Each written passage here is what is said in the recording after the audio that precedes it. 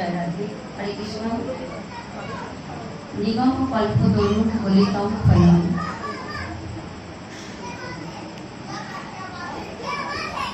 সুখমুখাগ্নিদ্রব সংযুক্তম পিবত ভাগবতম রসমলয়ম মুখরহ রসিকা কবি ভাবুকা। বলছেন কলিযুগ জীব হরিনাম কৃষ্ণ নাম ছাড়া জগতের উদ্ধার নেই। নিগম শব্দের অর্থ হচ্ছে বেদ উপনিষদ নির্যাস করা যে রস, সেই রস হচ্ছে শ্রীমৎ ভাগবত। তো আজকে ভাগবতের মধ্যে দিয়ে আমরা বহু কথা আস্বাদন করব।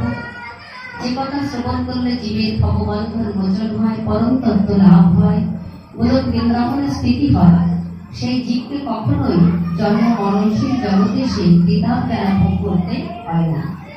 তাই মা আজকে 1 বছর আগে পার্থিব জগৎ ছেড়ে পরমার্থিক জগতে তিনি চলে গেছেন। তার বিদেহ আত্মার শান্তি কামনা করে আজ আমরা হরিদাসের নির্যানটা সাধন করব। হরিদাসের নির্যান লীলাটা সাধন করব।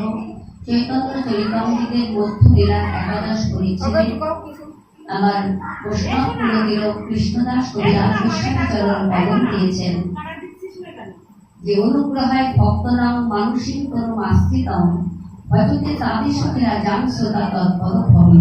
অর্থাৎ সেই পরব্রহ্ম ভগবান যিনি ঈশ্বর পরম কৃষ্ণ সচ্চিদানন্দ বিগ্রহ অনাদিরাদি গোবিন্দ সর্বকারণের কারণম, যিনি অখিল অনিল বিশ্ব ব্রহ্মাণ্ডের মালিক, অনন্ত কোটি বিশ্ব ব্রহ্মাণ্ডের জীব যা যশ কীর্তন করেন, সেই যশস্বী ভগবান আজ নিতান্ত কৃষ্ণ কলি জীবের কাছে নেমে এসেছেন। আর এই হরিদাস হচ্ছে আমার মহাপ্রভুর অন্তরঙ্গ ভক্ত, অন্যতম ভক্ত, বিশেষ ভক্ত। এই হরিদাসের যে নির্যান লীলাতে হরিদাসের জীবনী যদি বলতে হয় মা, 5 ভাগে ভাগ করা হয়েছে। একটা হচ্ছে তার জন্মলীলা, আর একটা হচ্ছে সেই বাংলাদেশের পুরো পরগনা এলাকাছি গ্রামে তিনি আবির্ভূত হয়েছিলেন। তারপরে বনগা বেনাপোলের লীলা, তারপরে হয়েছে ফুলবাটি গ্রামে অর্থাৎ ফুলিয়ান লীলা, তারপরে সেখান থেকে এসেছিলেন শ্রীমৎ শ্রীধাম নবদ্বীপে, যেখানে আমার মহাপ্রভু মাধুর্যময় লীলা করেছেন ভক্ত সঙ্গে গৌর করি। তো আমার মহাপ্রভু যখন স্বর্ণাধর্ম গ্রহণ করে লীলাচলে চলে গেলেন, এই জায়গা থেকে আমরা শুরু করব। লীলাচলে মহাপ্রভু যখন যাচ্ছেন, এই হরিদাসকে বলে গিয়েছিলেন, শোনো শোনো নিত্যানন্দ, শোনো হরিদাস, সর্বত্র আমার আজ্ঞা করহ প্রকাশ, প্রতি ঘরে ঘরে গিয়ে করো এই ভিক্ষা, লভ কৃষ্ণ ভজ কৃষ্ণ করো কৃষ্ণ শিক্ষা। পৃথিবীতে যত আছে নগরাদি গ্রাম, সর্বত্র প্রচার করবে মোর কৃষ্ণ নাম। কৃষ্ণ নামে তৃপ্তি, কৃষ্ণ নামে মুক্তি, কৃষ্ণ নামই সর্বসাধনার সারবস্তু, নামেই তৃপ্তি, নামেই মুক্তি, নামেই সর্ব আনন্দ। আমার মহাপ্রভু হরিদাসকে রেখে দিয়েছিলেন শ্রীধাম নবদ্বীপে। কিছুদিন পরে রথযাত্রা। এই রথযাত্রার সময় বঙ্গদেশীয় যত গৌর ভক্তগণ আছেন তারা সবাই লীলাচলে চলে যান। তো লীলাচলে আছেন আমার মহাপ্রভু, অনন্ত অনন্ত লীলার মধ্যে দিয়ে তিনি জগৎকে শিক্ষা দিচ্ছেন। এমন সময় গৌর ভক্তগণ যারা যখন লীলাচলে যেতেন, উদ্দেশ্য তাদের গৌর দর্শন। জগন্নাথ দর্শন তো অনেক পরের কথা, তাই গৌর দর্শন করতেই তারা ব্যস্ত ছিলেন গৌর ভক্তগণ। এই রথযাত্রার পূর্বে সবাই যেতেন, কিন্তু এই হরিদাস কখনো কোনোদিন লীলাচলে যেতেন না। কেন? তিনি যে পরম বৈষ্ণব, যে তার যে বৈষ্ণবতা তিনি পালন করেছেন। 3 লক্ষ হরিনাম গ্রহণ করেছিলেন তিনি। 3 লক্ষ হরিনামের মধ্যে দিয়ে তিনি জগৎকে শিক্ষা দিয়েছেন, তাই তিনি নামের আচার্য। কখনো তাকে বলা হয় ভক্ত হরিদাস, কখনো তাকে বলা হয় ঠাকুর হরিদাস, কখনো তাকে বলা হয় হরেশ ঠাকুর, কখনো তাকে বলা হয় নামাচার্য হরিদাস, জগন হরিদাস। কত ভাবে তিনি মাধুর্যময় লীলা করেছেন। তো আজকে এই যে লীলাচলে আছেন মহাপ্রভু, এখানে ছিলেন বিশেষ একজন ভক্ত, তার নাম হচ্ছে জগদানন্দ পণ্ডিত। তিনি ছিলেন পূর্ব লীলার সত্য ভাবানন্দী। এই জগদানন্দ পণ্ডিত দেখেন যে আমার মহাপ্রভু প্রতিদিন তিনি জগন্নাথ মন্দিরে দুটো কার্য তো আমার মহাপ্রভুর একদম কমন ছিল। সেটা হচ্ছে ব্রহ্ম মুহূর্তে উঠে তিনি জগন্নাথের মঙ্গল আরতি দর্শন করতেন, আর সন্ধ্যাবেলায় তিনি সন্ধ্যা আরতি দর্শন করতেন। এই দুটো সময় জগন্নাথ মন্দিরে তিনি থাকতেন। তো আজকে জগদানন্দ পণ্ডিত দেখছেন দীর্ঘদিন ধরে আমার মহাপ্রভু এসে কাশী বিশ্বের ভবন, যাকে বলা হয় গম্ভীরা লীলা, এই গম্ভীরায় তিনি এসে মাটিতে শয়ন করেন। সন্ন্যাসীদের যেমন নিয়ম, ছেঁড়া কাঁথা, নেড়া মাথা, মুখে কৃষ্ণ গুণগাথা, কবু চানা ভাজা পেলে খাবে, না পেলে উপবাসী যাবে, সন্ন্যাসীদের যেমন নিয়ম। তো মহাপ্রভু নিজে আচরিত ধর্ম জীবকে শিখিয়েছেন। তাই আজকে জগদানন্দ পণ্ডিত তার হৃদয়টা বিদীর্ণ হয়ে যায় মহাপ্রভু যখন এসে মাটিতে শয়ন করেন। কেননা তিনি দ্বারকাধীশ রাজা, তিনি ছিলেন সত্যভামা দেবী। তিনি প্রত্যেকটা মুহূর্তে তাকে স্বর্ণ সিংহাসনে শয়ন দিতেন, তিনি বিছানার পরে শয়ন দিতেন। তার কতখানি আন্তরিকতা ছিল মহাপ্রভুর, মানে রাজা ধীরাজ কৃষ্ণচন্দ্র। এই কলিতে এসে শুধুমাত্র কলির জীবের জন্য আজ আমার ভগবান আজকে কত কষ্ট করছে। এই হৃদয়টা যেন বিদীর্ণ হয়ে যেত এই জগদানন্দ পণ্ডিতে।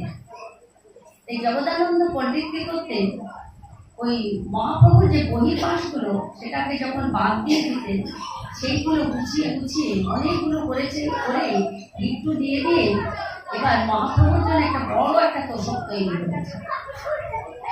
যখন ওই তোষকটা তৈরি করেছেন, আমার মহাপ্রভু সেবা করে,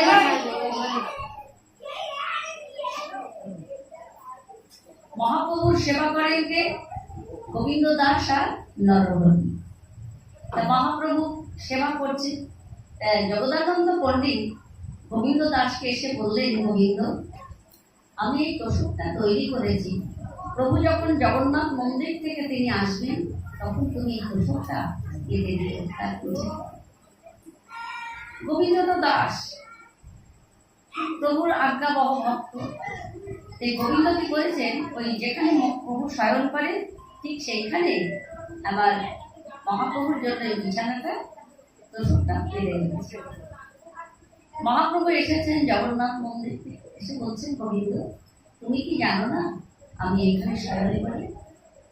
যে প্রভু, তুমি এর পরে শয়ন করবে। বললেন, এটা কে দিয়েছে তোমায়? তখন গোবিন্দ বলছেন যে জগদানন্দ পণ্ডিত। কি ভাব দেখুন! বলছেন, জগদানন্দ, গোবিন্দ, তুমি এক কাজ করো, ওটা তুমি ফেলে দিয়ে এসো বাইরে। গোবিন্দ তো দাস, প্রভু বলেছেন ফেলে দিতে। গোবিন্দ কি করেছে, কাদাকে উঠিয়ে ফেলে দিয়েছে। এবার জগদানন্দ পণ্ডিত খুব ভোরে এসেছেন, এসে দেখতে এসেছেন যে আমার ওই তোষকটার পরে ভগবান শয়ন করেছেন কিনা। জগদানন্দ পণ্ডিত দেখলেন যে বাইরে এই তোষকটা ফেলে রেখেছেন নর্দমার পাশে। যখন ওই নর্দমার পাশে ফেলে রেখেছেন,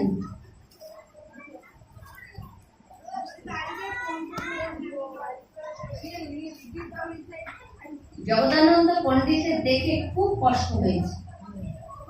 সন্ধ্যাবেলায় আমি আপনাকে ভালোবেসে একটা উপহার দিয়ে গেলাম, সকালবেলা এসে দেখি যে নর্দমার পাশে ফেলে রেখেছেন, তাহলে কেমন হবে বলি? তাই আজকে আমার মহাপ্রভু যখন বলেছেন ফেলে দিয়ে এসছে। এবার জগদানন্দ পণ্ডিত সেটা দেখে সঙ্গে সঙ্গে হাও হাও করে কাঁপতে তিনি চলে যাচ্ছেন, যে প্রভু আমার দেওয়া উপহারটা গ্রহণ করলেন না।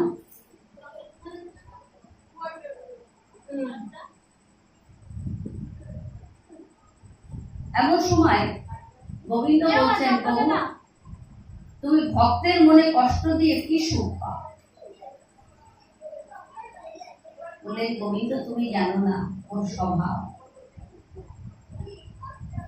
আজকে যদি ওই তোষকটার পরে শয়ন করি, ও কালকে একটা বালিশ নিয়ে চলে আসে। আর ওই বালিশটা যদি আমি ব্যবহার করি, ও একটা কোল বালিশ নিয়ে চলে আসে। ওর স্বভাবটা তুমি জানো না, আমি জানি। এই জগদানন্দ পণ্ডিত এই যে অভিমান, খুব দুঃখ, এই দুঃখে বলে আমি নীলাচলেই থাকবো না, আমি চলে যাব। তাই কি করলেন? স্বামী স্ত্রীর ঝগড়া তো, লীলাচলে না থেকে তিনি গৌর ভক্তগণ যারা, বঙ্গদেশীয় বাসী যারা, তারা সবাই লীলাচলে ঢুকছে রথযাত্রার পূর্বে। আর জগদানন্দ পণ্ডিত বেরিয়ে আসছেন, রেগে গেলেন। তো জগদানন্দ পণ্ডিত নবদ্বীপে এসে দেখলেন সমস্ত ভক্তগণ সবাই লীলাচলে চলে গেছে। যে বাড়িতে যাচ্ছে সেই বাড়ি দেখছেন তার কোনো ভক্ত সেখানে নেই, সবাই চলে গেছে।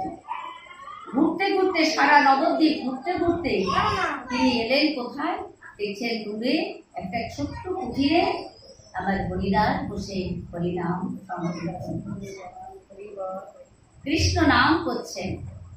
তো জগদানন্দ বললেন, হরিদাস সবাই গেল লীলাচলে, তুমি কেন নবদ্বীপে? তুমি গেলে না? বলছেন, কি বলছো জগদানন্দ? আমি যাবো লীলাচলে? আমি যে পথ দিয়ে যাব, আমার পায়ের ধুলাটা যদি কোনো বৈষ্ণব চরণে লেগে যায়, না জানি কত বড় অপরাধ হবে। কি বৈষ্ণবের যে বৈষ্ণবতা দেখুন, মহাপ্রভুর কথাগুলো তিনি অক্ষরে অক্ষরে পালন করেছেন। বলছেন, বাক্য বেগ, মনোবেগ, ক্রোধ বেগ আর উদর হস্ত জিহ্বা বেগ দুর্বার, এই 6 বেগ যে বার করাইলে দমন, সে পারে সকল পৃথিবী বলিতে। অত্যাধিক আহার, বৃথা শ্রম, বৃথা বহু কথা, ভজন নিয়ম ত্যাগ, জনসঙ্গ তথা বিষয়ে লালস, এই 6 ভক্তি নাশ, এসবে থাকিতে নহে ভজন। এত এসব যতদিন থাকবে ততদিন সে বৈষ্ণবের যে বৈষ্ণবতা পালন করা হবে। তাই তিনি অক্ষরে অক্ষরে পালন করেছেন আমার মহাপ্রভুর কথাগুলো। তাই জগদানন্দকে বলছেন, জগদানন্দ আমি যখন লীলাচলে যাব, ওইখানে লক্ষ লক্ষ ভক্তের ভিড়, তাহলে আমার গায়ের স্পর্শটা যদি কোনো ভক্ত অঙ্গে লেগে যায়, না জানি কত বড় অপরাধ। জগদানন্দ পণ্ডিত বলছেন, কি বলছো হরিদাস? কি বলছো তুমি? তুমি যে সাক্ষাৎ ভাগবত, তুমি যে সাক্ষাৎ ভাগবত হরিদাস, যাহার দর্শনে অর্থের বন্ধন সহজে ছিড়িয়া যায়, যাহার পাদ ধৌত জলে পরশে জীবের বিতাপ বিনাশ হয়, যাহার সহিতে আলাপ করিতে শ্রীকৃষ্ণ প্রীতি জাগে, আসিয়াছে তারা জগ জন মাঝে অদ্ভুত অনুরাগে। আমি ষষ্ঠাঙ্গে প্রণমী ভাগবত বলে, আমারে করুণা করো, কৃষ্ণ কথামৃত সিঞ্চিয়ায় আমার জীবন সার্থক করো। শ্রীকৃষ্ণ প্রীতি আস্বাদ যা একমাত্র ব্রত হয়, শ্রীকৃষ্ণ চরণ স্ফূর্তিত যাদের হৃদয় আলোকময়। শ্রীকৃষ্ণ নির্দেশে কৃপাবলোকনে মনুষ্য আকার ধারী, পাপীরে তারিতে করিল আদেশে পৃথিবীতে নবতরী। সংসারে বারিধি উত্তরিতে পাদ, তুমি তরি দিয়াছ তীরে, স্থাবর জঙ্গমে অকুণ্ঠ সবারে, তুমি পাঠাও বৈকুণ্ঠ নীরে। আমি ষষ্ঠাঙ্গে প্রণমী ভাগবত গণে, আমারে করুণা করো, কৃষ্ণ কথামৃত সিঞ্চিয়ায় আমার জীবন সার্থক করো। হরিদাস, তুমি যে সাক্ষাৎ ভাগবত, তোমার মতো সাধুর চরণ তরি জীবের দুয়ারে দিয়েছ, তাই তো জীব উদ্ধার হবে। স্থাবর অস্থাবর জঙ্গম পশু পাখি সবাই উদ্ধার হয়ে গেল তোমার শ্রীবদনে কলি কথা শ্রবণ করে। আর তুমি বলছো হীন জাতি জন্ম মোর নিন্দ ফলে বর, হীন কর্মে রতময়ী অধম পামর। আমার মতো একটি পিটানো কি সে যাবে লীলাচলে? জানা জগদানন্দ, আমি পারলাম।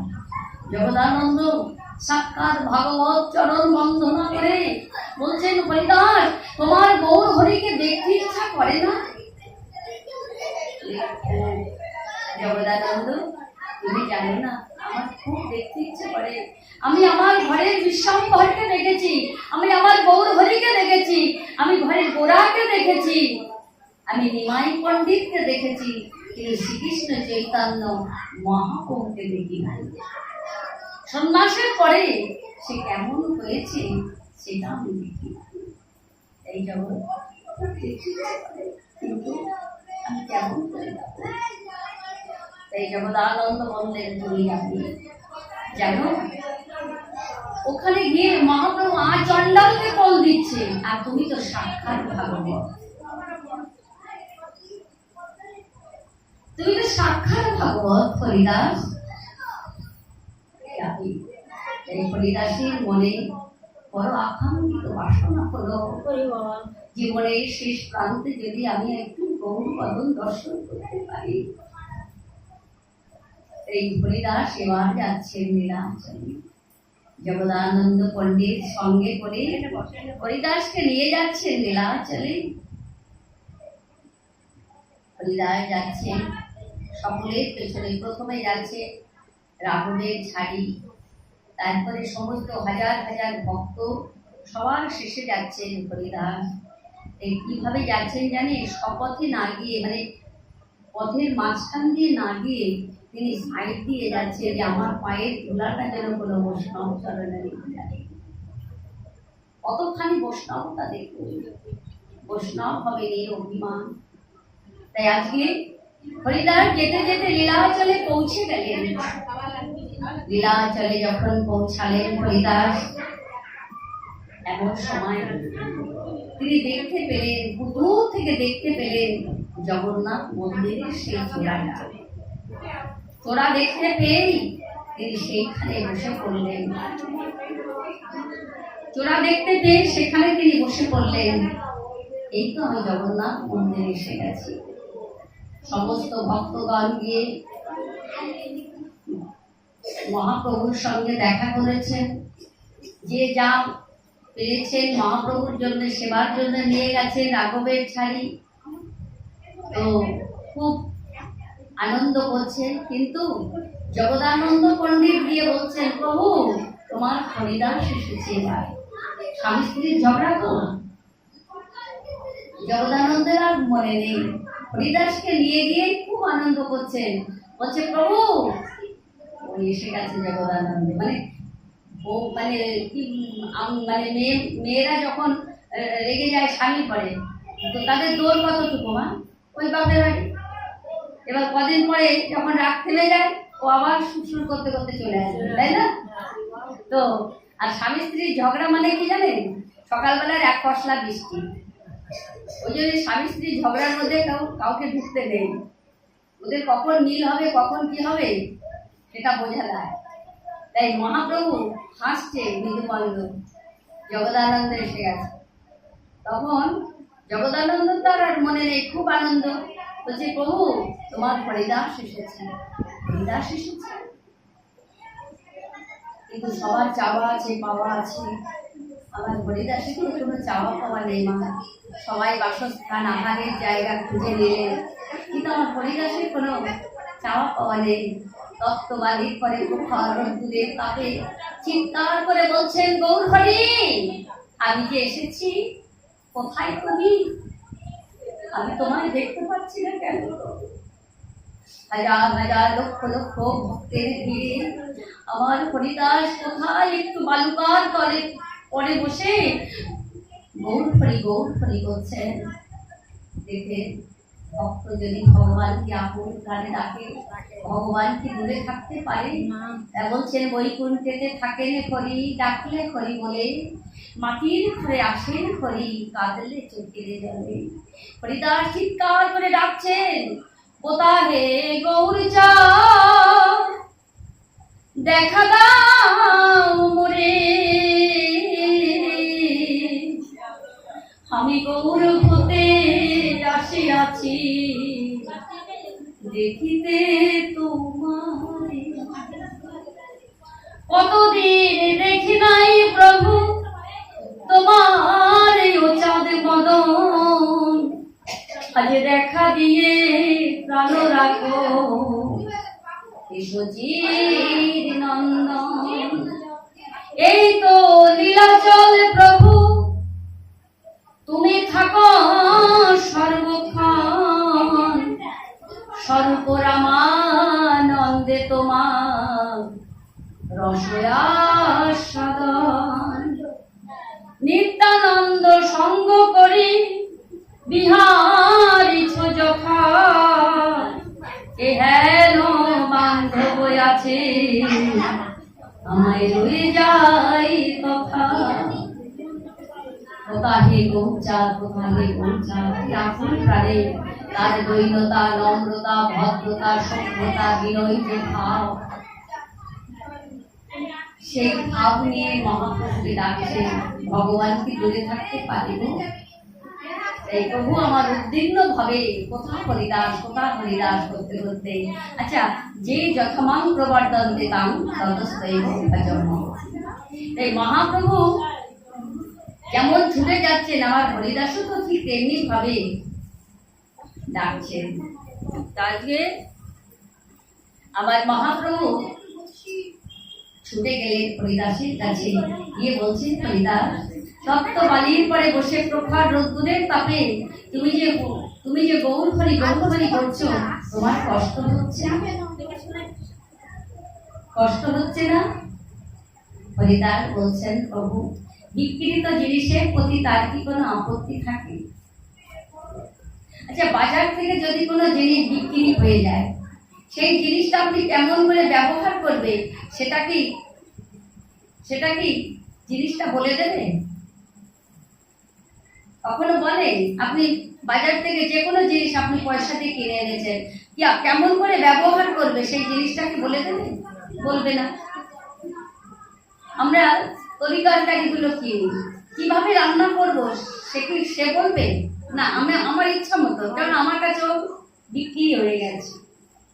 তাই হরিদাস বলছেন, এক কথায় উত্তর দিলেন, প্রভু, বিক্রিত জিনিসের প্রতি তার কি কোনো আপত্তি থাকে? এই যে দেহ মন প্রাণ, আমি তো তোমার চরণে আত্মসমর্পণ করেছি। যে করে আমার চরণে আত্মসমর্পণ, আমি তাকে করি আত্মসমজ্ঞান। তাহলে ভগবানের চরণে যদি কেউ আত্মসমর্পণ করে, ভগবান বলে ওঠে আমার ভক্ত। যেমন গীতায় ভগবান বলেছেন, তেষাং সতত যুক্তানাং ভজতাং প্রীতিপূর্বকং দদামি বুদ্ধিযোগং তাং যেন মামু পূজান্তি। যে ভক্ত আহারে বিহারে শয়নে স্বপনে নিশি জাগরণে যে আমার সঙ্গে যুক্ত থাকে, প্রীতিপূর্বকম আমাকে ভালোবাসে, সেই ভক্তের হৃদয়ে দদামি বুদ্ধিযোগং তাং যেন মামু পূজান্তি। সেই ভক্তের হৃদয়ে আমি এমন করে বুদ্ধিটা প্রেরণ করি, অতি সহজে সেই জন্য আমাকে লাভ করতে পারে।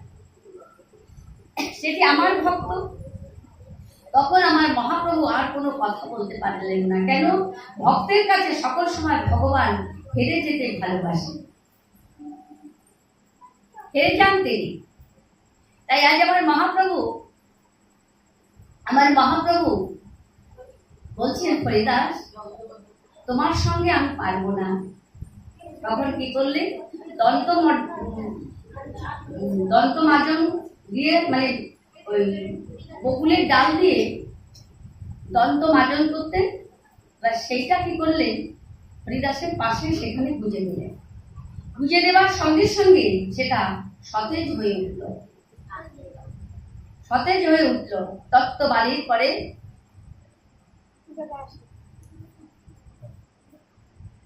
সেটা সতেজ হয়ে উঠল। এবার কয়েকদিনের মধ্যে ছত্র ধরার মতন হরিদাসকে ছায়া দিলে।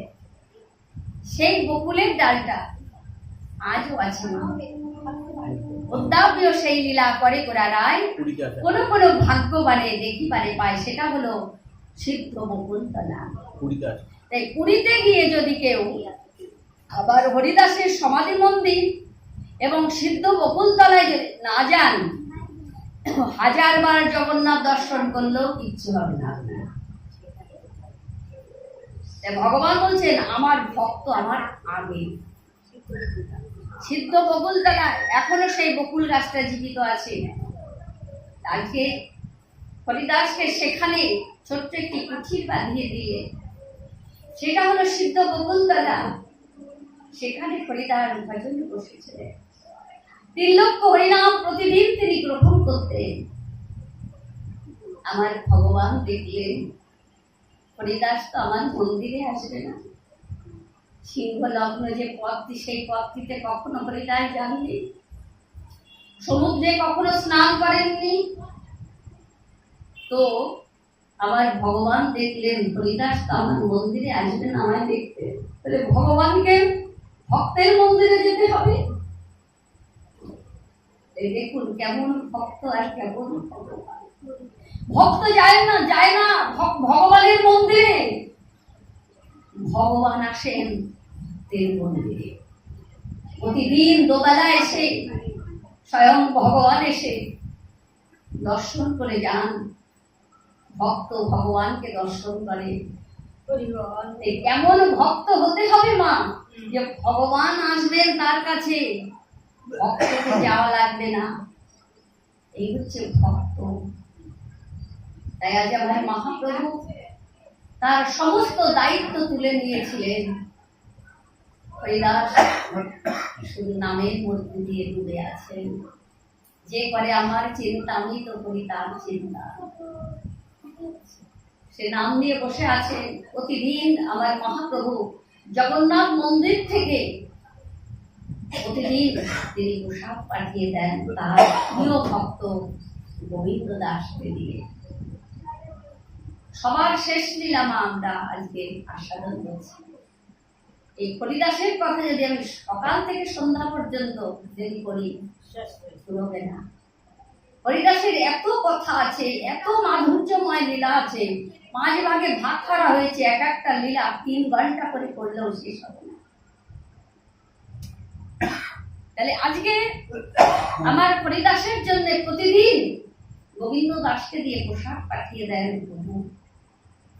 একদিন গোবিন্দ দাস মহাপ্রসাদ লইয়া আমার হরিদাসকে দিতে এলো আনন্দিত হইয়া। দেখলেন হরিদাস শয়নে আছে, অল্প অল্প সংখ্যা সংকীর্তন করিছেন। গোবিন্দ দাস বলছেন হরিদাস ওঠো আসি, মহাপ্রসাদে আমি আছি তুমি গ্রহণ করো। হরিদাস বলেছেন আজি করিব লঙ্ঘন। কেন, কি হয়েছে হরিদাস? বলছেন গোবিন্দ আজ আমার সংখ্যা সংকীর্তন না পুরায়, মানে 3 লক্ষ হরিনাম পূরণ হয়নি, তাই আজকে আমি আর প্রসাদ পাবো না। যদি আমাকে বলা হয় যে মা সকালবেলায় তো নাম হলো না, তাহলে কি করে খাওয়া হবে? চলবে?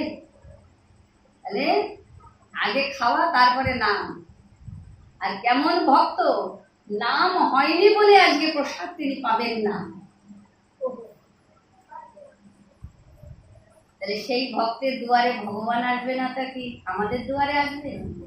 হ্যাঁ, আতীন্দ্র প্রীতিবাঞ্ছা তারে বলে কাম, আর কৃষ্ণ ইন্দ্র প্রীতিবাঞ্ছা ধরে প্রেম নাম। আমরা কৃষ্ণ প্রীতিবাঞ্ছা করে কতটুকু করতে পারি মা? কি দিই ভগবানকে? তারা সর্বস্ব উজাড় করে দিয়েছেন ভগবানকে, তাই তো ভগবান তাদেরও দাস হয়েছে। তুমি তো দাস হতে পারোনি, তুমি তো মালিক সেজে বসে আছো। ওই কখনো তো বলো না, চাঁদা কাটতে আসলে যদি বলা হয় কার নামে হবে, বলে কেন আমি এত সুন্দর বাড়ি করেছি, আমার নামে হবে, এই বাড়ির মালিকটা আমি। ভগবান যদি এসে বলে রাত্রি 2টোর সময় আমার ঘরটা ছেড়ে দাও, পারবেন তো মালিক সেজে থাকতে? পারবেন? পারবেন না। কেন? সকালবেলায় উঠে পাড়ার সবাই দেখতে আসবে ওই তুলসী তলায় নামানো হয়েছে। কেউ বলবে অমুক দাদা চলে গেল, তমুক দিদি চলে গেল, সবাই একটা পরিচয় দিয়ে দেখে চলে যাবে। 2 ঘন্টা পরে ওই দাদাই এসে উকি দিয়ে দেখবে আর বলবে ওরে বাবা, ওদের বডিটা এখনো তোলে নাই। তখন আর দাদা বলে কেউ ডাকছে না, তখন বডি হয়ে গেলে সব পরিচয় শেষ। তুমি তখন উঠে এসে বলতে পারবে না যে আমার বাড়ি, আমার উঠোন, আমার তুলসী তলায় আমি পড়ে আছি, তাতে তোমার কি? আমি আরো 10 ঘন্টা থাকবো? ওই বলতে পারলে না তো। তাই আমরা এই মালিক সেজে বলছে দাসে হয়ে এসেছিলাম, আমি সাজিলাম প্রভু, যেতে হবে সে কথা কি ভাবি নাই প্রভু। আলে আর এই আলো দিয়ে ঘেরা দুনিয়া, বুঝিনি তো এতদিন দেখে শুনিয়া। কত দেখলাম, কত শুনলাম, কত কিছু করলাম, কই আমাদের সেই শিক্ষাটা কি হলো? ভগবান বলছেন হে জীব, আর কতদিন সাধনে জ্ঞানহীন এই অন্ধ জল সম ঘুরিবে এই ধরায়। জ্ঞানে চক্ষু দিয়ে দেখো একবার চেয়ে, একাই কৃষ্ণ জগতময়। জন্ম লভিয়ায় মায় সংসারে, তুমি যদি তোমায় নাহি চেনো রে, খাঁটি সত্য জ্ঞান পাবে কেমন করে? শোনা কথায় আছো করিয়া ধোকায়, যেদিন তুমি নিজের কাছে পরিচিত হবে, প্রত্যক্ষ দেখা তার সেদিন পাবে।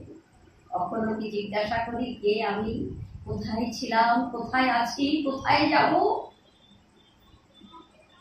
এক মুহূর্তের মধ্যে সব শেষ হয়ে যেতে পারে বাবা, কিন্তু ভগবানকে আমাদের এতটুকু আন্তরিকতা নেই যে আমি আমি থাকতে ভগবানকে কিছু ভগবান বলছেন কিছু না দিয়ে যে পেতে চায় দুঃখ তার নিচে না। তাই হরিদাস উজাড় করে দিয়েছেন মা। তাই বলছেন আজকে আমার হরিনাম সংকীর্তন না পুরায়, আজকে পূরণ হয়নি, তাই আজ আমি প্রসাদ পাবো না। গোবিন্দ বলছেন এটা যে মহাপ্রসাদ, জগন্নাথের মহাপ্রসাদ, প্রসাদকে কখনো উপেক্ষা করতে নেই। প্রসাদ মানে দয়া, প্রসাদ মানে কৃপা, প্রসাদ মানে অনুগ্রহ করা। আস্তে আস্তে ধীরে ধীরে হরিদাস উঠে এসে এক রঞ্জু, মানে একটা অন্নকে শত ভাগ করে একটা শস্যের দানার থেকেও ছোট হয়, সেইটুকু তিনি জিহ্বায় নিলেন, প্রসাদকে বন্দনা করলেন। মহাপ্রসাদে গোবিন্দে নাম ব্রহ্মণী বৈষ্ণবে স্বল্পকর্ণাম পাতাম রাজং নিঃশ্বাস নৈব জয়তে। বললেন শরীর অবিদ্যা জালে জনেন্দ্র, তাহে কালে জীবে ফেলে বিষয় সাগরে। তার মধ্যে যৌবতী লোহময় সুদূর মাতি, তাকে যে তা কঠিন সংসারে। কৃষ্ণ বড় দয়াময় পরিবারে জিহ্বা জয় সপ্রসাদ অন্ন দিল ভাই। সেই প্রসাদ অন্ন অমৃত পাও, মুখে রাধা কৃষ্ণ গুণ গাও, প্রেমে ডাকো চৈতন্য হৃদয়। প্রেম সে বলো রাধে রাধে, তো জোর সে বলো রাধে রাধে।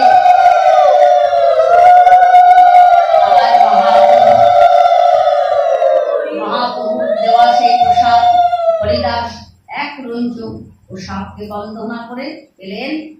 প্রসাদকে তিনি অপমান করলেন না, প্রসাদ গোবিন্দ দাস ফিরিয়ে নিয়ে গেলেন। প্রভু দেখলেন, দেখে বললেন গোবিন্দ, হরিদাস প্রসাদ গ্রহণ করেননি? বললেন প্রভু না। কি করেছে তার? শারীরিক কোনো অসুস্থতা? বলছে না প্রভু, আমি জিজ্ঞাসা করেছিলাম, বললেন দেহ মন ভালো আছে, দেহ ভালো আছে, মনটা বড় চঞ্চল। অন্তর্যামী ভগবান বুঝতে পেরেছিলেন। কেন জানেন? হরিদাসের মনটা আজকে চঞ্চল কেন? একটা চিঠির বার্তা পেয়েছেন তিনি। কি বার্তা? দেখুন, এই কলিতে যখন আমার ভগবান এসেছেন, তার আগে 52 বছর পূর্বে এই কলিতে অদ্বৈত ঠাকুর এসে আমার হরিদাসকে অদ্বৈত ঠাকুর এসে আমার গৌরহরিকে এনেছিলেন তিনি সাধনা করে।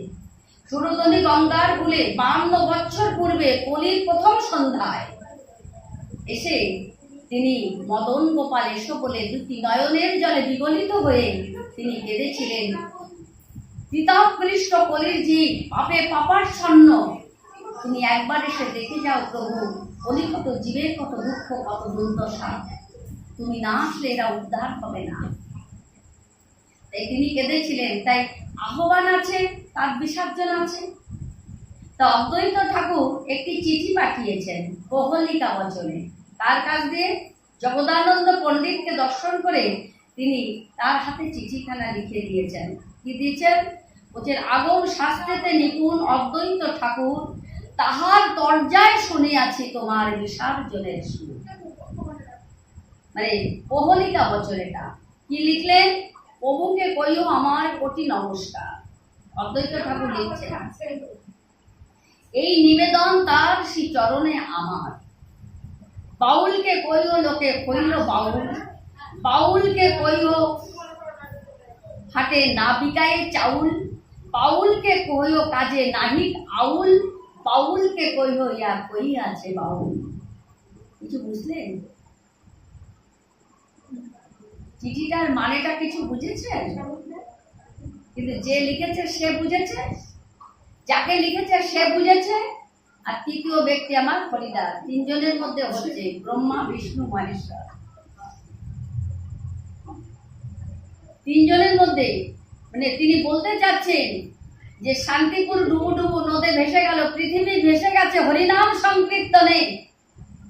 প্রভু আর তোমাকে থাকতে হবে না, তুমি এবার তোমার বৈকুণ্ঠে যাত্রা করো, বিসর্জনের সুর। তাই হরিদাস বলছেন, আগম শাস্ত্রেতে নিপুণ অদ্বৈত ঠাকুর, তাহার দরজায় শুনিয়াছি তোমার বিসর্জনের সুর।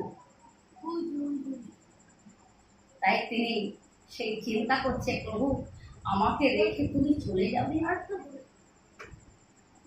অনেক নাচাইছ আমায় ম্লেচ্ছ করিয়া, তোমার এই চলে যাওয়াটা আমি সহ্য করতে পারবো না।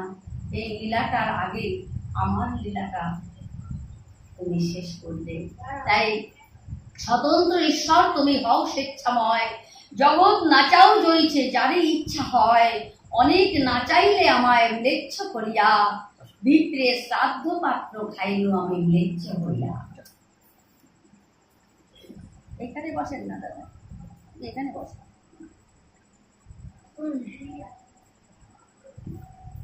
তাই বিপ্র মানে অদ্বৈত ঠাকুরের যখন পিতা দেহ রাখেন, পিতা যখন দেহ রেখেছিলেন তখন অদ্বৈত ঠাকুর ব্রাহ্মণ ভোজন দিয়েছিলেন। ব্রাহ্মণ ভোজন দিয়েছেন, দেবার পরে অদ্বৈত ঠাকুর দেখলেন হরিদাস অনতি দূরে বসে আছে। অদ্বৈত ঠাকুর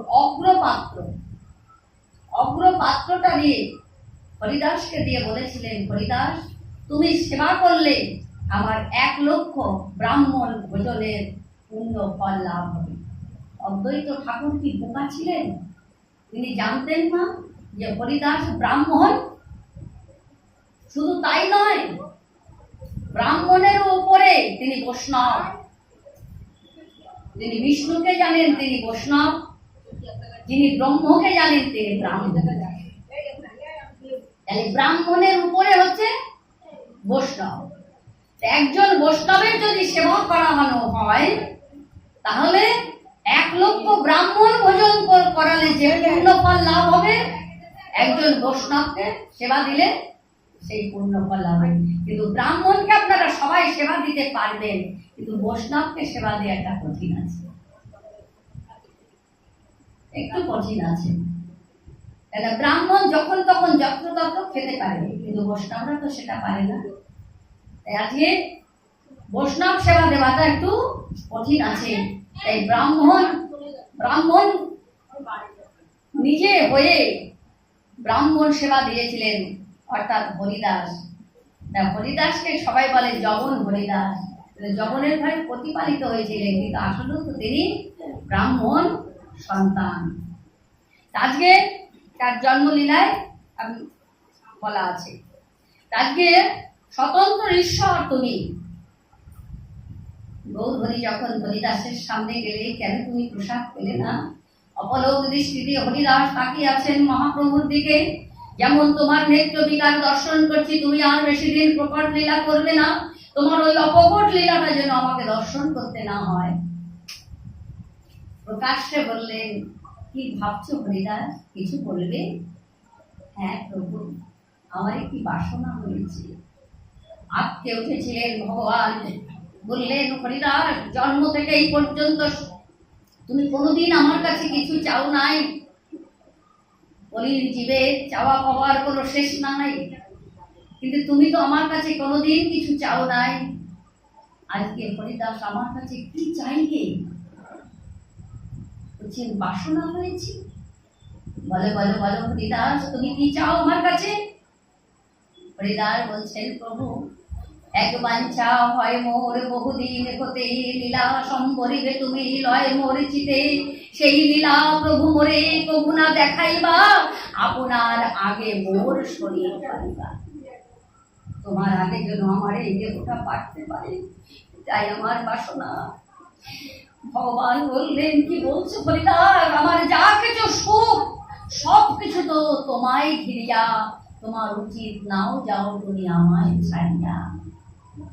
ভক্ত ছাড়া ভগবান দাঁড়াবে কোথায়? দাঁড়ানোর জায়গা আছে ভগবানের? ভক্ত ছাড়া ভগবান দাঁড়াবে কোথায়? তাই আজ আমার হরিদাসকে বললেন, হরিদাস তোমার উচিত নাই, যাও তুমি আমায় ছাড়িয়া। চরণে ধরি হরিদাস কহে, আমায় না করিও মায়া, এই মায়ার জগতে তুমি আমাকে আর ফেলে রেখো না প্রভু। জগনের আগম স্থানে জগন্নাথে করি, তাই আনিলে তুমি, তুমি মোরে কৃপা করি। জগন্নাথ ধামে তো তোমার কৃপা ছাড়া তো আমি আসতে পারিনি। সত্যিই তো ভগবানের কৃপা ছাড়া কি জগন্নাথ ধামে যাওয়া যায় না? যায়? তার যদি কৃপা না হয়, তার যদি ইচ্ছা না হয়, আপনার শত চেষ্টা করলেও কিন্তু আপনি জগন্নাথ ধামে, সেই মহা ধামে আপনি যেতে পারবেন না। তাই আজকে তা বলছে, জগনের আগম স্থান জগন্নাথে পুরী, হেতাই আনিলে তুমি মোরে কৃপা করি। অনিকেত থাকি নিত্য মুক্ত আকাশের তলে। আমি তো আকাশটাই আমার ছাপ ছিল প্রখর রোদ্দুরের তাপে। তাই জন্মালে বকুল বৃক্ষ নিজ কৃপা বলে, সেই বকুল বৃক্ষটা তুমি কৃপা বলে দিয়েছিলে, তাই তো আমাকে ছত্র ধরার মতো ছায়া দিয়েছিল। আপন সেবকের হস্তে প্রসাদ পাঠাইয়া, বাৎসল্য রসেতে তুমি দাও আনন্দিত হইয়া। পিতা যেমন তার সন্তানকে সেবা দেয়, আমার ভগবান জানতেন হরিদাস তো কোনোদিন, গৌরহরির অনেক দিনের ইচ্ছা ছিল যে আমার হরিদাসের মতন একজন ভক্তকে আমি আমার বুকের মধ্যে একটু জড়িয়ে ধরবো, কিন্তু হরিদাস কোনোদিন সেটা সুযোগ দেয়নি। প্রভু যখনই গিয়েছে তখনই হরিদাস অনেক দূরে সরে গেছে, দেয়নি কোনোদিন। অনেক দিনের ইচ্ছা, তাই ভগবান কি করলেন, একটু চতুরি করে কি করলেন, হরিদাস যখন সেবা করতেন, দেখবেন ব্রাহ্মণরা যখন সেবায় বসে, যারা প্রকৃত ব্রাহ্মণ যখন সেবায় বসে, কিন্তু কথা বলে না। আর যা দেবে একবারে দেবে, যা দেবে একবারে দেবে, ওই একবারেই যা নেবে। তারপরে দ্বিতীয়বার যদি তুমি দিতে যাও, ওরা গ্রহণ করবে না। এটা প্রকৃত ব্রাহ্মণ যারা। আজকে হরিদাস যখন সেবায় বসতেন, প্রভু তখন গিয়ে হরিদাসের পিঠ দিয়ে হাতটা দিয়ে এমনি করে বলতো, মানে পিতা যেমন সন্তানের যতই রাগ হোক, শাসন করুক, কিন্তু পিতা ওই সন্তান যখন খেতে বসে, পিতা এত কষ্ট করে বাজার ঘাট করে এনেছে, রন্ধন করেছে, সন্তানের যখন সেবা করতে বসে না, তখন পিতা দেখে যে আমার সন্তানটা খুব আনন্দের সহিত সেবা করছে, তখন কি করে, খাচ্ছিস বাবা খা, পিঠে একটু হাত দিয়ে একটু আদর করতে হয়। খাওয়ার সময় যত আদর, অন্য সময় আদর না, আমার বাবা বলতো। তাই আপন সেবকের হস্তে প্রসাদ পাঠাইয়া, বাৎসল্য রসেতে তুমি দাও আনন্দিত হইয়া। এবার কি করতে, এবার নিত্য নিত্য আসি এই এই নিচের দ্বারে, মানে আমাকে নিজেকে নিজ এত মানে স্বীকার করেছেন হরিদাস, তারপরে এই নিচের দ্বারে নিকটে আসিয়া দাও তোমার শ্রীচরণ ধুলি, সহস্তে বুলাও অঙ্গে কৃষ্ণ কৃষ্ণ বলি। প্রভু আমার কৃষ্ণ কৃষ্ণ বলতো আর হাতটা এমনি করে পিঠের মধ্যে দিয়ে বুলিয়ে দিত, কিন্তু প্রেম আলিঙ্গন কোনোদিন দেননি, করতে পারেনি। সেবায় বসেছে তো আস্তে করে এসে পিঠের পর্দায় হাতটা বুলিয়ে দিতেন। তা বলছেন প্রভু জগাই মাধাই হইতে মুই যে অপিষ্ট, পুরুষের কীট হইতে মুই যে লঘিষ্ঠ, মোর নাম লয় যে তার পুণ্য ক্ষয় হয়ে যায়, মোর নাম লয় যে তার পাপ হয়, এমন নিঘৃণ বস্তুকে তুমি তোমার চরণে স্থান দিয়েছ প্রভু, আর তুমি বলছো তোমার স্থান আমার হৃদয়ে। না না প্রভু, আমাকে অমন করে তুমি বলো না। হীন জাতি জন্ম মোর নিন্দ কলে বর, হীন কর্মে রত মই অধম পামর, আমা হেন এক কীট যদি চলে গেল, একটি পিপীলিকা মরলে পৃথিবীর হাদি হলো। যেমন পৃথিবী তেমনি থাকবে, কারোর জন্য কারোর দিন বসে থাকবে। তা বলছে আমার মতন একটি পিপীলিকা যদি জগৎ থেকে চলে যায় কার হানি হবে। কিন্তু হরিদাস আমি আস্বাদন করি তাহা সুধা মুখ পাইয়া, আমার নয়ন চকর তোমাতে মাতিয়া, আমার নয়ন শুধু তোমায় দেখতে চায়, তোমার শ্রীবদনে আমার হরিনাম আস্বাদন করি আমি। আমি যার তার মুখে হরিনাম গ্রহণ করি না। শ্রীমদ ভাগবত বলছেন অবৈষ্ণব মুখাদিগৃণ ভূত হরি কথা অমৃত, অকর্তব্য সর্ব উচ্ছিষ্ট যথাপয়। তুমি হরি কথা শুনবে, ভাগবত কথা শুনবে, যে কথা শ্রবণ করলে জীবের ভগবন্ধন মোচন হয়, পরম তত্ত্ব লাভ হয়, গোলক বৃন্দাবন স্থিতি হয়, সেই জীবকে কখনো জন্ম মরণশীল জগতে তিতাব জ্বালা ভোগ করতে হয় না। কিন্তু সেই বদনটা তো প্রয়োজন। তাই অবৈষ্ণবের মুখে হরিকথা শ্রবণ করলে ভগবন্ধন তো দূরের কথা, আরো আসবে আসবে না। এই কার মুখে ভগবান হরিকথা শ্রবণ করে বলে সুধা মুখে আস্বাদন করে। যদি শুদ্ধ ভক্তর বদনটা যদি না হয়, ওই নর্দমার জলের সঙ্গে তুলনা করেছে। এক গিলাস নর্দমার জল খাবেন আর হরি কথা শুনবেন, এক কাজ হবে, কেউ বাঁচাতে পারবে না। তার বলছে তার থেকেও আরো নিকৃষ্ট বলেছে সর্প উচ্ছিষ্ট যথাপয়, অর্থাৎ সাপের উচ্ছিষ্ট খেলে কি হবে মা। যেমন তব কথা অমৃত বলছেন, এক কলসি দুধ, আমরা জানি গরুর দুধ সর্বশ্রেষ্ঠ পুষ্টিকর খাদ্য, কিন্তু সেই দুধের মধ্যে যদি একটু সাপের বিষ পড়ে যায়, তাই ভগবানের কথা অমৃত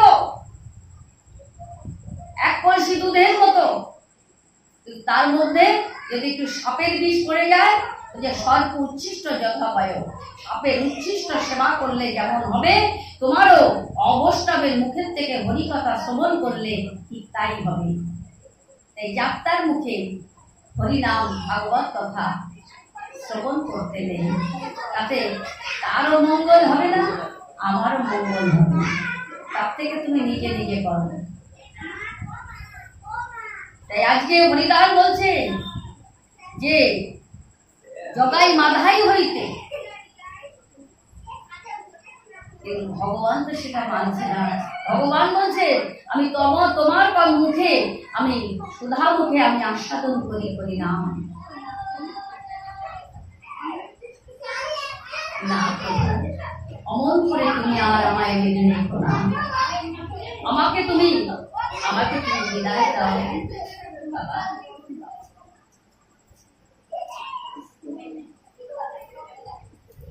আজকে আমার মহাপ্রভু হরিদাসকে বলছেন, হরিদাস যা তোমার ইচ্ছা, কৃষ্ণ বড় কৃপাময়, তোমার সদ ইচ্ছা পূর্ণ করবে কৃষ্ণ দয়াময়। যখন প্রভু কথা দিলেন তখন হরিদাস বলছেন প্রভু আর একটা নিবেদন। কি নিবেদন? বলছে কেমন করে এই জগৎ থেকে যাবো তুমি সেটাও শুনে রাখো। সেই দিন যদি আমার বলবার মতন ক্ষমতা না থাকে, তাই আজ তোমার চরণে আমার নিবেদন রইল। হৃদয়ে ধরিব তোমার কমল চরণ, নয়নে দেখিব তোমার ও চাঁদ বদন, জিহ্বায় উচ্চারিব তোমার শ্রীকৃষ্ণ চৈতন্য নাম, এই মতো মোর ইচ্ছায় আমি ছাড়িব পরাণ। এইভাবে আমি আমার ইচ্ছা তোমার এই নয়ন আমি দর্শন করব, তোমার বদন দর্শন করব, তোমার শ্রীকৃষ্ণ চৈতন্য নাম আমি আমার বদনে বলবো, তোমার শ্রীচরণ ধুলি আমার মস্তকে নেব। এই মতো ইচ্ছা আমার, যাবে যখন এই জগৎ থেকে চলে যাব, এইটাই আমার ইচ্ছা। মহাপ্রভু বললেন সদিচ্ছা পূর্ণ করলেন তোমার কৃষ্ণ দয়াময়। প্রভু বলে চলে গেলেন জগন্নাথ মন্দিরে। এবার জগন্নাথের কাছে নিবেদন করলেন, হে জগন্নাথ, আমার হরিদাসের সদিচ্ছা তুমি পূর্ণ করো। পরের দিন সকালবেলায় 4টে সম্প্রদায়ের দলকে আমন্ত্রিত জানালেন প্রভু। এবার সবাইকে সঙ্গ করে নিয়ে আমার মহাপ্রভু জয় করলেন হরিদাসের সেই ভজন কুঠিরে। জগন্নাথ মন্দির থেকে ভজন কুঠিরে যাচ্ছেন 4টে সম্প্রদায়ের দল নিয়ে।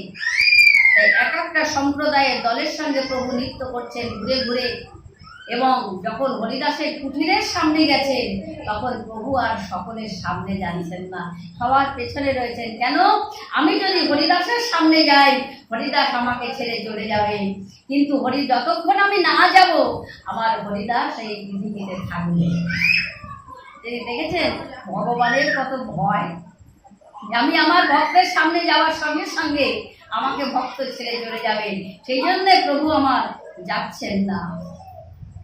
তাই আজ কাছাকাছি যখন চলে গেছে, হরিদাসকে ঘিরে ঘিরে হরিনাম সংকীর্তন করছেন। অঙ্গনে আরম্ভিল প্রভু মহাসংকীর্তন, বক্রেশ্বর পণ্ডিত তাহার করেন নর্তন। স্বরূপে দামোদর আদি প্রভুর যত প্রিয়জন, আমার হরিদাসকে বেড়ে বেড়ে করে হরিনাম সংকীর্তন।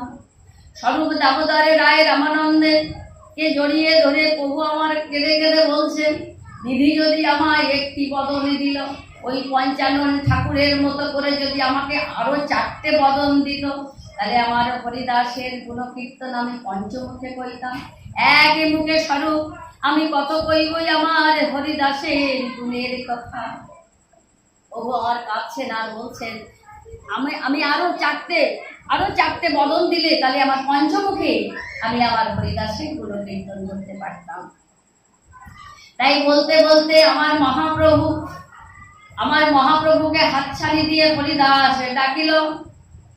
হরিদাস যখন হাতছানি দিয়ে ডাকছেন, প্রভু আমার ভয়ে বলছেন, ওই দেখো হরিদাস আমাকে ডাকছে, কিন্তু আমার হরিদাসের কাছে তো আমাকে যেতেই হবে।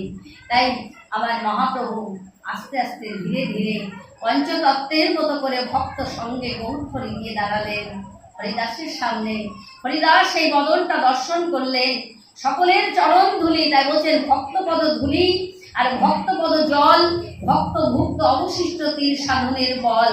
এই 3 সাধন হইতে প্রেম উপজয়, তাই তো সর্বশাস্ত্রে কারিয়া হয়।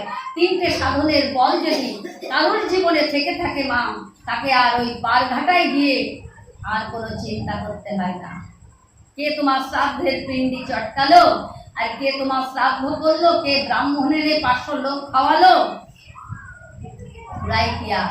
এতে কিছু হয় না মা।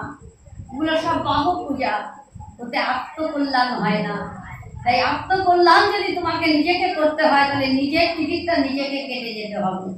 জীবনের পথে চলতে চলতে যদি কখনো কোনোদিন তোমার সাধু সঙ্গ হয়, সেই সাধু সঙ্গের মহৎ কৃপা বল, সাধু সঙ্গের চরণ ধুলি তোমাকে সেই বৈতরণী নদীটা পার করে দেবে। ওটাই তোমার জীবনের টিকিট। রিজার্ভেশন টিকিটটা কেটে রাখো, যার তার কেউ কারোর টিকিট কেটে দেবে না। তা বলছেন জীব সাবধান হয়ে যাও, সাধু সাবধান। বলছেন বহু জন্ম ভ্রমণ করে সাধের দুর্লভ জন্মটা পেয়েছো, দেখো যেন হেলা ভরে হারিয়ে না যায়। কাচের পাত্র যেমন একটু বেসতর বলে ভেঙে যায়, তোমার জীবনটা যদি একবার ভেঙে যায় আর তুমি জোড়া লাগাতে পারবে না। তাই আজকে মহাপ্রভু বলছেন যে এই টিকিটটা যদি যার কাটা থাকবে, ময়ূরপঙ্খী নাওখানি নিয়ে শ্রীহরি ভগবান তার সামনে পৌঁছে যাবে। কিন্তু এই টিকিটটা আপনি যদি মনে করেন ছেলে আছে মেয়ে আছে বিষয় সম্পত্তি সবকিছু রেখে এসেছি, আমার শ্রাদ্ধের পিণ্ডি চটকাবে 15 দিন পরে, তখন আমাকে তুলে দেবে বৈতরণীতে, পারবেন তো যেতে? না কোনো ব্রাহ্মণ আছে বৈতরণী নদী পার করে দেবে? বৈতরণী নদীটা কেমন জানেন? ব্রহ্মপুরাণে বলছে, বলবো কখন, আরো প্রচুর কথা আছে মা, বলবো কখন। ব্রহ্মপুরাণে বলছেন সৃষ্টিকর্তা ব্রহ্মা বলছে নদী বৈতরণী নাম দুর্গন্ধা উদিবহা উষ্ণদশা মহাবিদা অস্তি কেশ তরঙ্গিনী, বলছে প্রচন্ড দুর্গন্ধপূর্ণ নদী, পূজা রক্তের হাড় কঙ্কাল চুল পরিপূর্ণ করা সেই নদীতে নিক্ষিপ্ত হয়ে নরকীয় যন্ত্রণা উপভোগ করছি, জন্মালে মৃত্যু আর মৃত্যু হলে জন্ম। তা বলছে হেজিব, জন্ম মৃত্যু দেখে মন ভাবো বারবার, এই সংসারের মায়া কবে কাটিবে তোমারও তো জীবন সূর্য যাবে অস্তাচলে, সবকিছু পড়ে রবে এই ধরণী তলে। মোহে অন্ধ হয়ে তুমি ভুলেছো তাহারে, ডুবিয়া রয়েছো তাই অজ্ঞান আধারে, তাই বলি ওরে ভোরে আর নয় আর, সময় থাকিতে করো সাধন তাহার, সবকিছু সপে দাও শ্রী চরণে তার, শ্রী গৌর পরম বস্তু যেন সারা সার, গৌর ধ্যান গৌর জ্ঞান গৌর করো চিন্তা, নিত্য তাহার পরে থাকো হইলা মগন, কিতাব জ্বালার হবে চির অবসান, চির শান্তি লাভ হবে পাবে পরিত্রাণ। এছাড়া জীবের পরিত্রাণের আর কোনো পথ খোলা নেই মা। তাই এই পার্থিব জগতের ওগুলো বাহ পূজা। তাই ব্রহ্মপুরাণে সৃষ্টিকর্তা ব্রহ্মা বলছেন এই যা কিছু করেন আপনারা ব্রাহ্মণ দিয়ে, বলছে যত বাহ পূজার আয়োজন, আত্মার দূরে পড়ছে রে মনতে, কোটি কোটি জন্মেও মিলবে না রে সবই অকারণ, মনে প্রাণে ঐক্য করে স্মরণ যদি নীতিশ তারে দেখা পেতিস তোর মনের ঘরে সেই রাঙা চরণ, যেদিন মনের সঙ্গে প্রাণের দেখা ফুটবে, যেদিন জ্ঞানের দেখা সেই দিন ব্রহ্ম জ্ঞানে পাবি আত্মদর্শন, সেই দিন হবে জীবের আত্মকল্যাণ। নাহলে জন্মালে মৃত্যু আর মৃত্যু হলে জন্ম।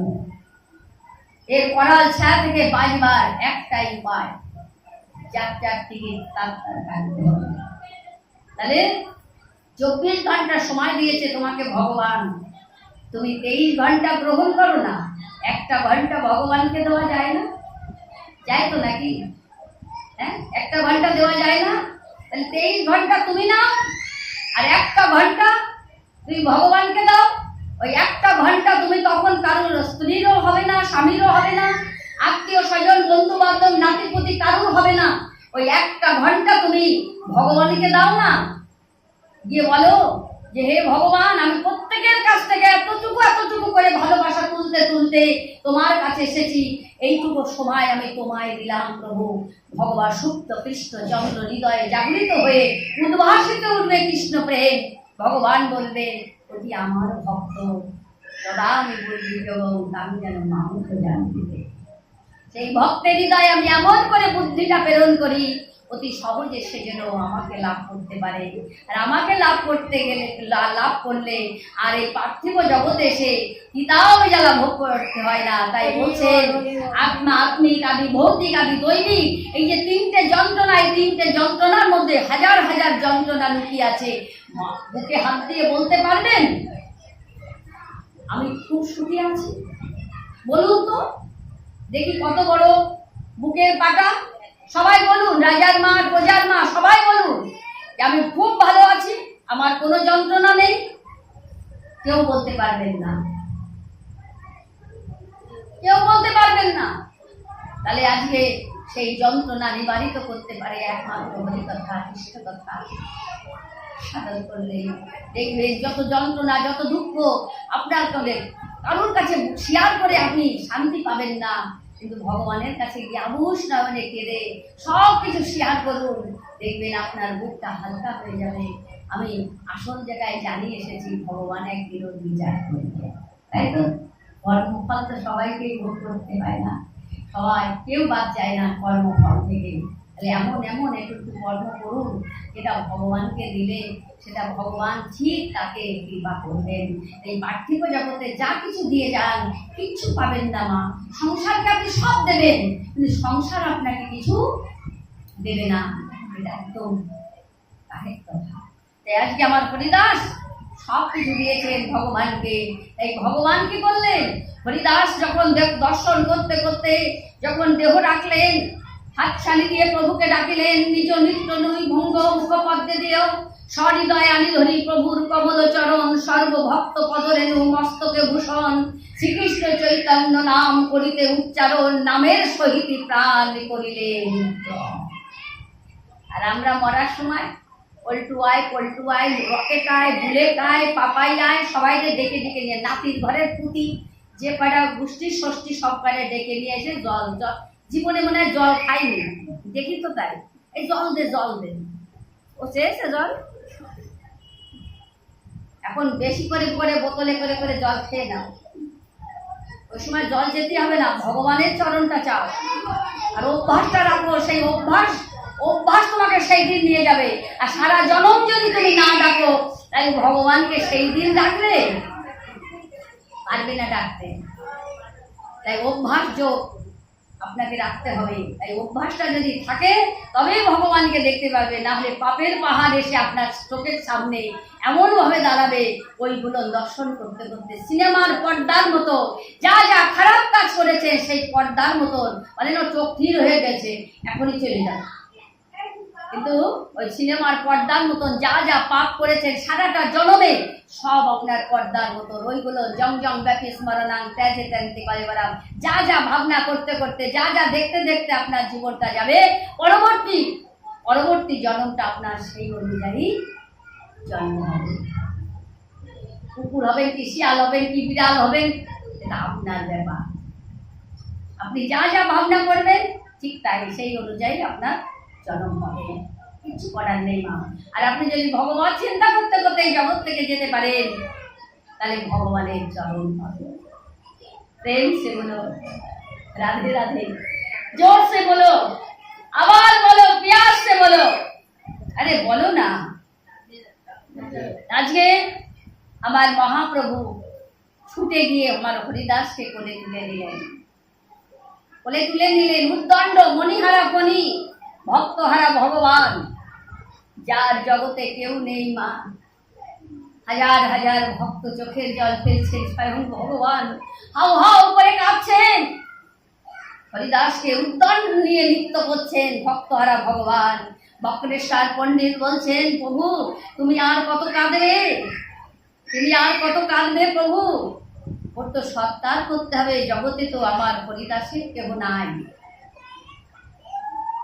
বলছেন, কাঁদিয়া গৌরাঙ্গ বলে কি হইল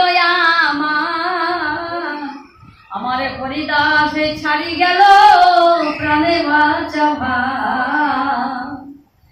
আমার হরিদাসের গুণের কথা কখনে না যায়, 3 লক্ষ নাম গ্রহণ করে নামের মহিমা শোনায়, আমার সকল গুণের খনি সকল শক্তি পূর্ণ,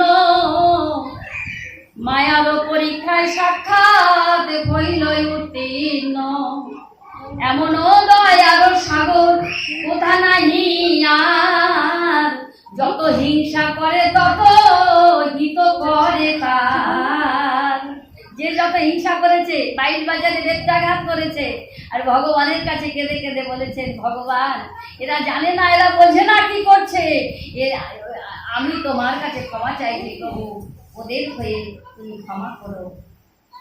তাই যত হিংসা করে তত হিত করে তার, আজ বৃক্ষ হইতে সহিষ্ণুতা আমার হরিদাসের হয়, ওই 22 বাজারে মারে তবু ক্লেশ নাই, হেন রত্ন হারাইলাম আমার মহি হলো শূন্য, মোর দারুণ প্রাণ আমার কিসের লাগি রহিল,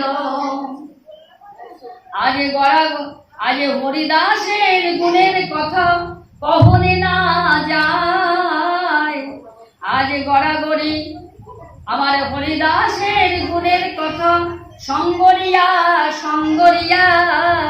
আজ গড়াগড়ি যায় প্রভু আমার কাঁদিয়া কাঁদিয়া, আজ মহাভাগবত হরিদাস পরম বিদ্বান, এই সৌভাগ্য লাগে আগে করিলেন প্রয়াণ, আজ ভব সিন্ধু তরিবারে যার আছে চিত্ত, শ্রদ্ধা করি শোনো সবে আমার হরিদাসের চরিত্র। আরে শ্রীরূপ সনাতন, আরে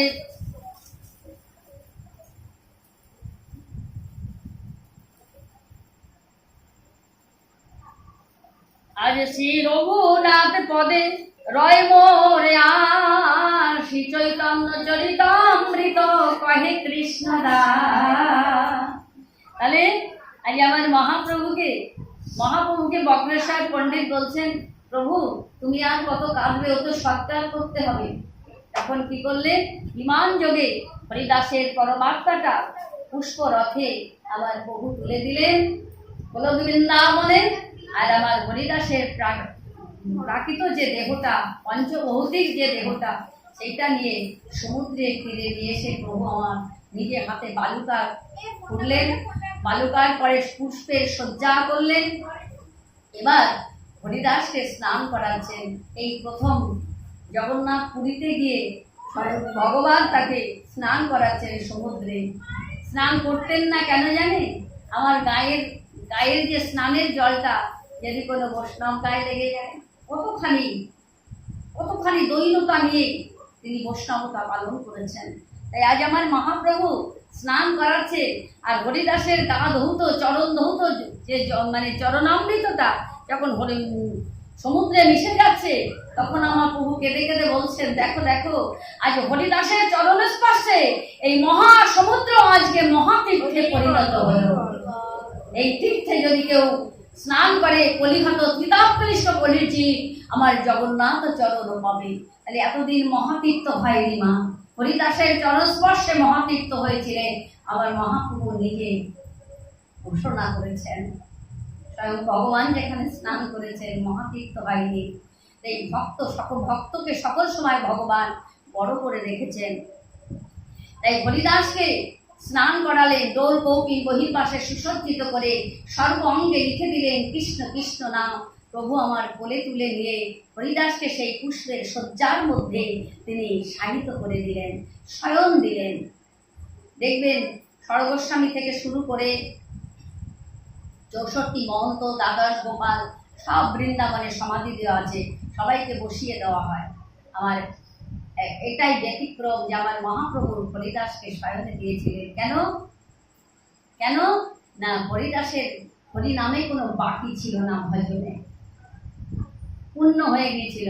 আর যারা সাধু সন্ন্যাসী যারা রয়েছে তাদের সব বসিয়ে ভজনের পরে বসিয়ে দেওয়া যায়, যেটা বাকি আছে সেটা তারপরের থেকে পরের জন্মে শুরু হয়। এই পার্থিব জগতের লেখাপড়ায় যেমন 1 ক্লাসের থেকে শুরু হয়, আর পরে আপনি MA BA পাস করুন, যত বড় ডিগ্রি নিয়ে থাকুন না কেন, আপনার মারা গেলে পরের জন্মে আবার সেই 1-এ ভর্তি হবেন।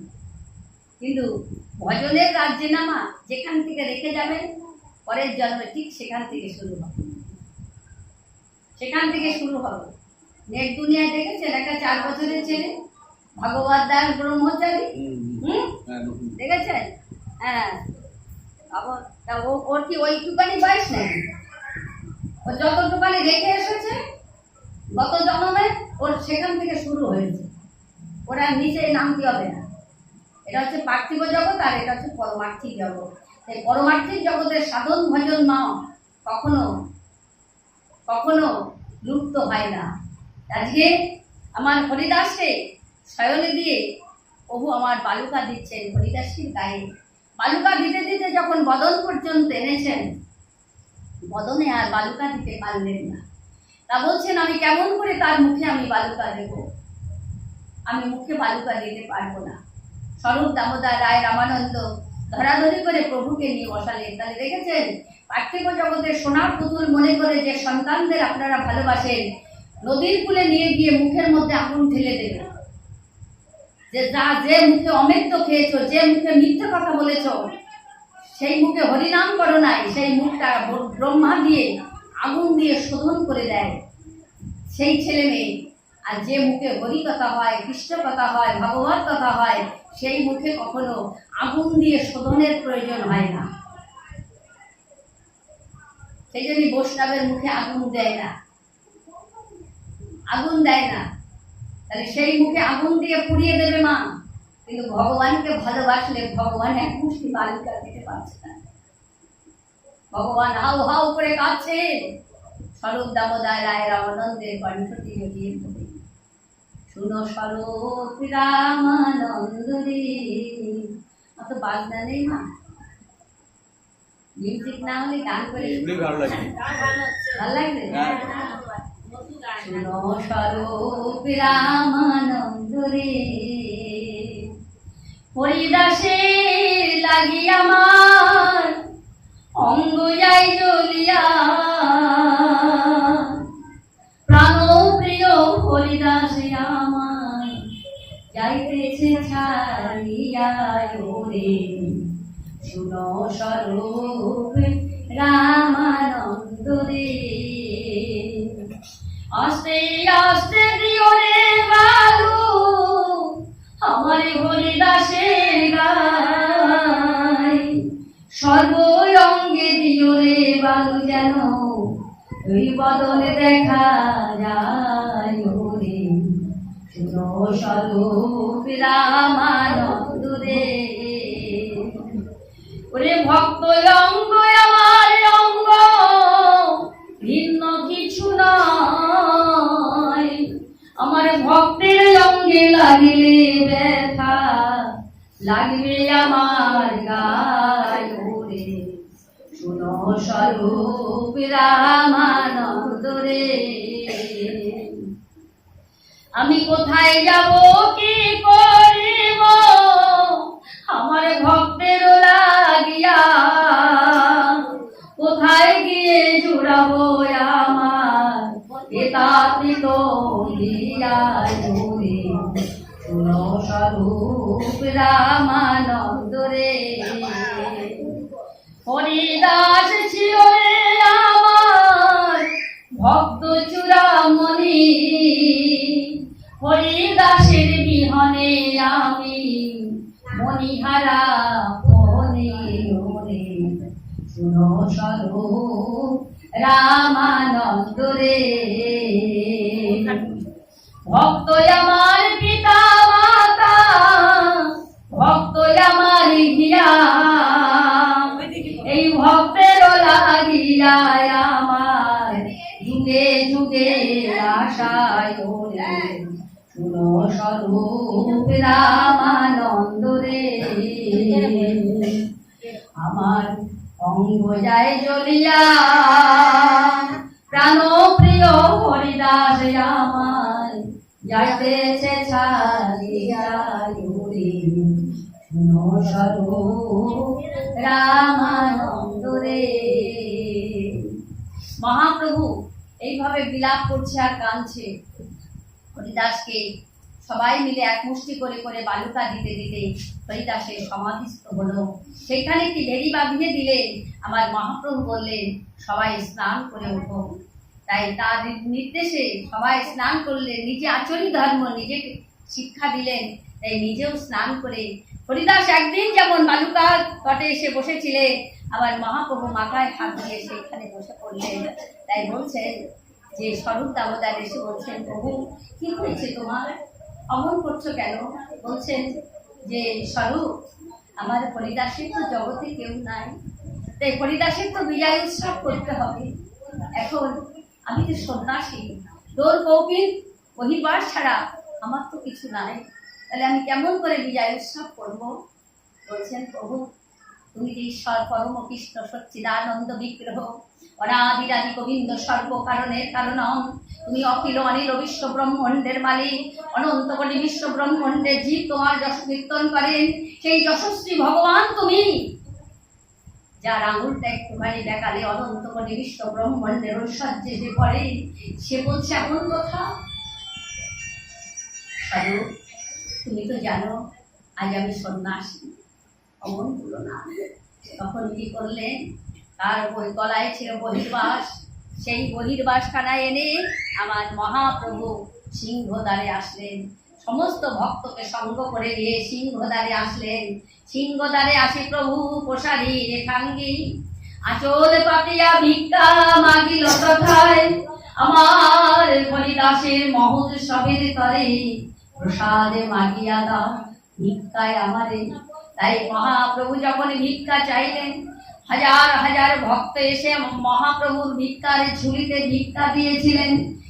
দূরে যারা ছিল তারা তারা দিয়েছেন। এইবার বৃন্দাবন দাস ঠাকুর এই দৃশ্য দর্শন করে বলছেন, দেখো দেখো দেখো, চৈতন্য অবতারে বহে প্রেমামৃত বন্যা, সর্বজীব প্রেমে ভাসে পৃথিবী হলো ধন্যা। এই প্রেমে যে না ভাসে সেই মূর্খ ছাড়, কোটি কোটি কল্পেও তার নাহিক নিস্তার। বলছে বিধি গো, যদি তুমি আমাকে এই কলিতে জন্ম দিলে তবে সেদিন কেন দিলে না? যারা তখন জন্মেছিল, যারা স্বয়ং ভগবানকে ভিক্ষা দিয়েছিল, তাদের কত বড় সৌভাগ্য। তাদের শ্রীচরণে আমার কোটি কোটি কোটি কোটি দণ্ডবাদ নমস্কার। বৃন্দাবন দাস ঠাকুর চৈতন্য ভাগবতে কলম দিলেন, বললেন তারা কত সৌভাগ্যবান, এই লীলাগুলো তারা দর্শন করেছিলেন। তাই মহাপ্রভু সেই প্রসাদ এনে তিনি আনন্দ বাজারে সারিবদ্ধ করে সবাইকে বসালেন। বসিয়ে বিজয় উৎসব হলো।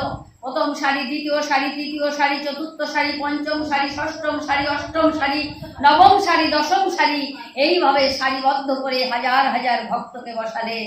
কিন্তু আমার মহাপ্রভু যখন নিজে প্রসাদ দিতে যাচ্ছেন, প্রভু তো হাত খানা বড়, অল্প ওঠে, কোনোদিন ওঠে না। তাই প্রভু কি করেছে, এমনি করে যখন প্রসাদ দিচ্ছেন, এক একজনের পাতে 4-5 জনের প্রসাদ পড়ে যাচ্ছে। স্বরূপ দামোদর বলছে, প্রভু তুমি পরিবেশন করতে পারো না, পরিবেশন জানো না, তুমি এখানে বসো, আমরা পরিবেশন করছি। কাশী মিশ্রের ভবন থেকে প্রসাদ এলো, মহাপ্রভুর ভোগ হলো, সেই প্রসাদ সবাই পাচ্ছে। স্বরূপ দামোদরের কথা শুনে আমার মহাপ্রভু একটু কষ্ট পেলেন। স্বরূপ, তুমি বলছো গৌণ ভক্ত আর মুখ্য ভক্ত, গৌণ ভক্তের কথাগুলো ও অপরাধ হলেও ক্ষমা হয়ে যায়, কিন্তু যারা মুখ্য ভক্ত তারা যদি গৌণের মতন কথা বলে, ভগবান তাতে কষ্ট পান। আমার মহাপ্রভু বললেন, তুমি মুখ্য ভক্ত হয়ে গৌণ কথা বলছো? স্বরূপ, তুমি বলছো আমি পরিবেশন জানি না? জগতের দিকে তাকিয়ে দেখো, আমি যুগ যুগের পরিবেশনের ধাতা। তাই যে যথামাং প্রবর্ধন্তে তাং ততস্তৈব ভজমহং, যে আমাকে যেমন পরিবেশন করে রেখেছে, কাউকে রাজা, কাউকে ভিখারি, কাউকে মধ্যবিত্ত, কাউকে স্টেশনে নামিয়ে দিয়েছি, কাউকে কানা, কাউকে ঘোড়া। আমার পরিবেশনটা তুমি দেখতে পাচ্ছ না? জগতে এমন করে আমি পরিবেশন করে রেখেছি। তাই আজ আমার মহাপ্রভু পরিবেশনের কথা শ্রবণ করে স্বরূপ দামোদর ক্ষমা ভিক্ষা চাইলেন। বিজয় উৎসব হলো ধুমধাম করে। এইবার সবাই প্রসাদ পেয়ে উঠলেন, মাল্য চন্দনে ভূষিত করে দিলেন স্বয়ং ভগবান। সবাইকে দান দক্ষিণা দিলেন। সেবার দক্ষিণা দেওয়ার পরে এইবার প্রভু আমার আশীর্বাদ করলেন, যারা যারা যারা যারা আমার হরিদাসের নিদানের সময় হরিনাম শ্রবণ করিয়েছ, যারা যারা যারা যারা হরিদাসকে সঙ্গ করেছ, যারা যারা বালুকা দিয়েছ, যারা যারা ভিক্ষা দিয়েছ, যারা ভিক্ষা করেছ, যারা প্রসাদ পেয়েছ, যারা বিজয় উৎসবে অংশগ্রহণ করেছ, সকলের উদ্দেশ্যে প্রভু বললেন, অচিরে হইবে তোমাদের কৃষ্ণ প্রাপ্তি। কিন্তু যারা যারা যারা যারা অন্তরঙ্গ ভক্ত, মানে মুখ্য ভক্ত, তারা বললেন, প্রভু তোমার ওই আশীর্বাদটা সবার জন্য থাক, শুধু আমরা বাদে। কি বলছো, তোমরা আশীর্বাদ চাও না? কৃষ্ণ প্রাপ্তি হতে চাও না? বললেন, না আমরা প্রাপ্তি প্রাপ্তি চাই না। কি চাও? বললেন, প্রভু তোমরা আশীর্বাদ করো, জন্ম জন্মান্তর ধরে গৌর ভক্ত হয়ে গৌর ভক্তের সঙ্গ করে যেন আমরা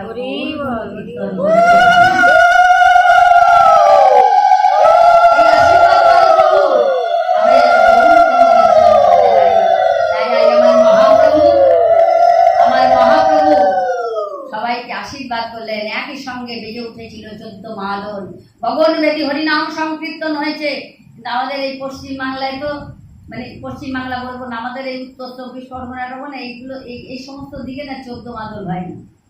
14 মাদল হয় মেদিনীপুর, বাঁকুড়া, বীরভূম, এই সমস্ত জায়গায় 14 মাদল হয়। এই সেদিন বেগুলিয়ায় হয়ে গেল, আমি গেছিলাম ওখানে পাটে উল্টিতে, তো ওইখানে বেনাপুল পাট বাড়িতে তো ওই গাছটা করে দিয়ে আছে। হ্যাঁ আছে, খুব সুন্দর আছে। কিন্তু ওইখানে আমাদের এখানে 14 মাদল হয় না। 14টা কুঞ্জ করে 14 মাদল, সে চারটেখানে কথা না, কয়েক কোটি টাকা লাগে 14 মাদল করতে গেলে। প্রতিদিন অন্তত 10,000 লোকের সেবা দিতে হবে।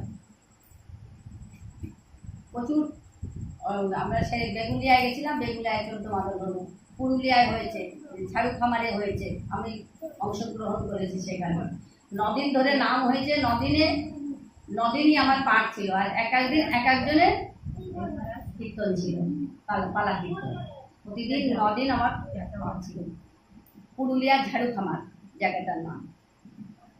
তো ওইখানে 14 মাদল দেখে না আমার মানে মন প্রাণটা জুড়িয়ে যায়। না আমাদের এখানে হয় না। হবে কি করে, হবে কি করে? সেই মন মানসিকতা থাকলে তো সেই পয়সাটা খরচা করতে হবে, তবে তো হবে। সেই মন মানসিকতা নেই। ওখানে মারোয়ারি হিন্দুস্তানিরা ভগবানকে এমনি করে ঢেলে দিয়েছে, আর ভগবানও তাদের উপর করে দিয়েছে। আজকে আমার মহাপ্রভু সবাইকে আশীর্বাদ করলেন, একই সঙ্গে বেজে উঠেছিল 14 মাদল। চৈতন্য চরিতামৃতে বলছেন, লয়ে সঙ্গ পঙ্গ বাজায় মৃদঙ্গ তারা কৃষ্ণ